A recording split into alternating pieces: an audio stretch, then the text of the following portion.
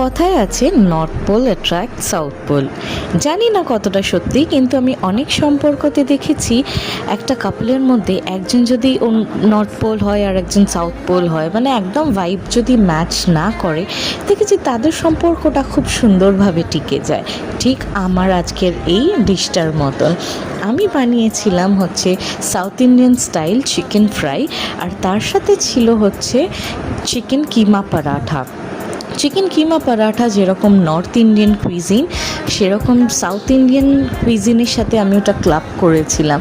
এক শীতের বিকেলে কী জানি মনে হলো যে এই দুটো কম্বিনেশন একটু ট্রাই করে খেয়ে দেখি তো বাড়িতে ঠিক কেমন লাগে।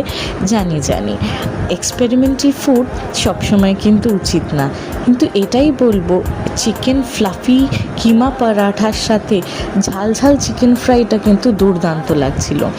আমি সেরকম লুচি পরোটা বানাতে পারি না, তোমরা তো জানোই, তাই মায়ের শরণাপন্ন হয়েছিলাম। চিকেন কিমাটা খুব ভালো করে আমি ফ্রাই করে নিয়েছিলাম।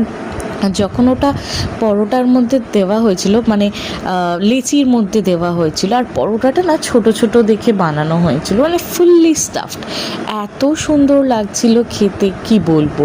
আর চিকেন ফ্রাইটা যেটা হয় সেটা আমার পার্সোনালি খুব ভালো লাগে, ঝাল ঝাল বেশ একদম বার্স্ট অফ ফ্লেভার্স, কারি পাতা।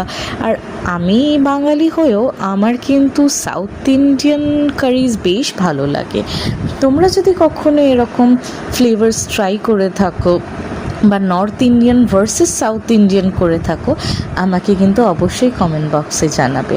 আশা করছি এটাও সম্পর্কের মতো নরম তুলতুলে হবে আর ফুল অফ ফ্লেভার্স হবে। আজকের মতন তাহলে এইটুকুনি থাক।